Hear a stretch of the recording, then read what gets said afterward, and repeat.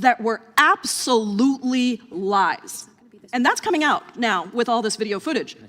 And what happens, Mr. President, Mr. Chairman, what happens is we live in two realities. We here in Congress are living in two realities, where we have one reality of what's happening to the American people. Healthcare is being stolen. We're invading Venezuela without authorization from Congress. Congratulations to the Republicans in the Senate who voted for the War Powers Resolution where it passed in the Senate on Venezuela. We are seeing a reality on television of an American citizen who was sitting in her car be violently approached by an ICE agent and then turning her car away and being shot 3 times. Not once, not twice, 3 times. When you have the President and the Secretary of Homeland Security now give an alternate reality to what happened, what you do is you undermine any— This may look like a heated speech in a congressional hearing, but it's actually a warning about what happens when government narratives collide with public evidence. What's really being tested here is whether federal power can still be trusted to tell the truth when its own authority is on the line. This raises broader questions about accountability, transparency, and whether democratic systems can survive when official explanations no longer match what people can see for themselves. In this video, we'll break down how a single moment inside Congress exposed a much deeper fracture between institutional power and public trust. I believe it's the gentlelady from Washington and then the gentlelady from California. Gentlelady from Washington is recognized. Thank you, Mr. Chairman. I oppose this bill, but I want to go back to what happened in Minnesota because I just think that this is so critical on so many different levels. There's new information coming out every minute. I'm tracking this very closely. I want to enter into the record an article from the Washington Post entitled, "ICE Agent Was Not in Vehicle's Path When He Fired at Driver." I also want to enter into the record an article from the New York Times that is titled, "Minnesota Officials Say They're Being Blocked from Investigating Fatal ICE Shooting." Without objection. And the reason I think this is very important is because we have video footage that is being shown across this country about what happened in Minnesota when Ms. Good was shot 3 times by an ICE agent as her car was being turned to move away. And we also have immediately, not days later, immediately, the Secretary of Homeland Security, who has billions of dollars at her disposal, taxpayer dollars, who has been using ICE agents to kidnap and disappear people across our cities, including US citizens, by the way, mass detention policies that have been ruled illegal by numerous judges across the country with no due process, which is what this committee is supposed to ensure that we have. And that Secretary of Homeland Security, combined with the President of the United States, within hours, put out statements that were absolutely lies. And that's coming out now with all this video footage. And what happens, Mr. President, Mr. Chairman, what happens is we live in two realities. We here in Congress are living in two realities, where we have one reality of what's happening to the American people. Healthcare is being stolen. We're invading Venezuela without authorization from Congress. Congratulations to the Republicans in the Senate who voted for the War Powers Resolution where it passed in the Senate on Venezuela.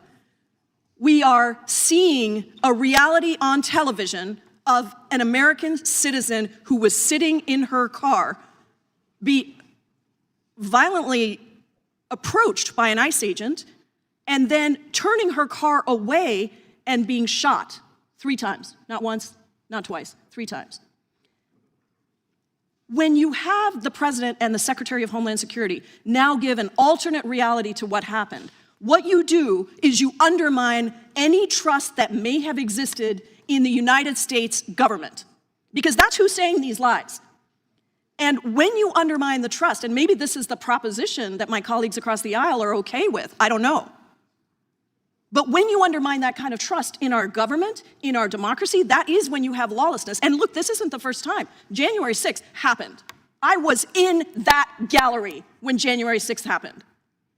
I couldn't walk, I had a cane, I just had a knee surgery, and I was one of the last people to be let out of the gallery. And to tell me that that didn't happen, that that was not a violent insurrection incited by the President of the United States, confirmed by a special counsel that he was absolutely trying to steal that election, is not just a disservice. That's too mild of a word. It is fundamentally undermining people's faith in government. Because when I see these articles that say ICE agent was not in the vehicle's path when he fired at the driver, and that is directly contradictory to what the President of the United States has said, how can we accept anything from this government, from this administration? He wants to set up an offshore account for Venezuelan oil that we sell.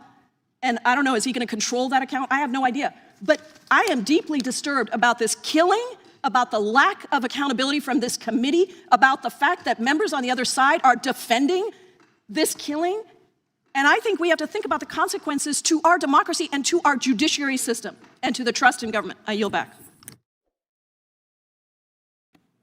I have. In that charged moment inside the chamber, when Representative Pramila Jayapal stood before her colleagues and entered two damning headlines into the congressional record, something far larger than a procedural debate was unfolding.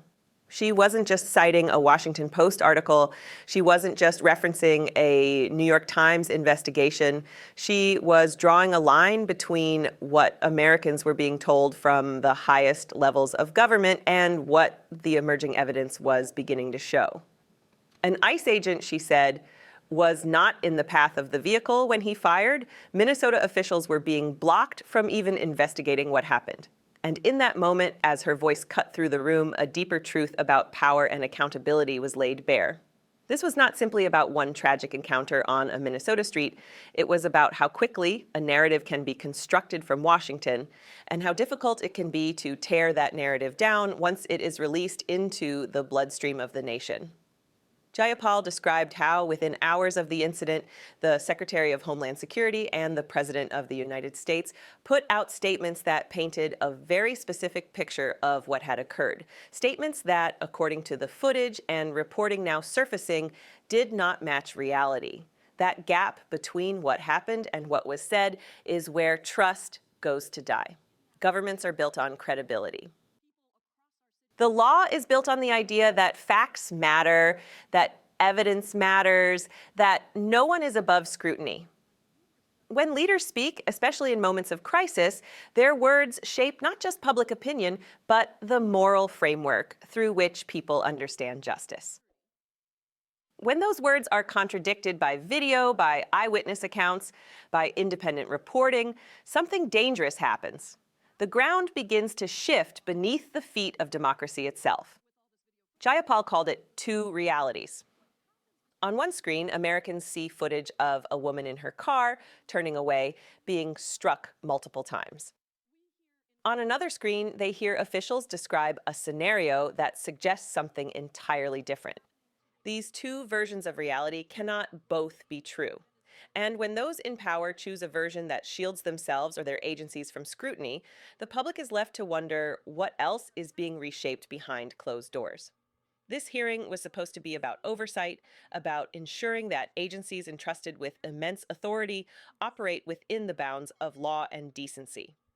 Instead, it became a mirror reflecting a deeper problem, the erosion of institutional honesty.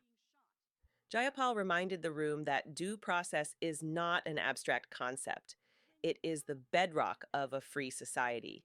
When people are detained, when force is used, when lives are altered forever, there must be a clear, transparent, and truthful accounting of what happened. Anything less is not governance. It is something far more fragile and far more dangerous. The implications reach far beyond Minnesota.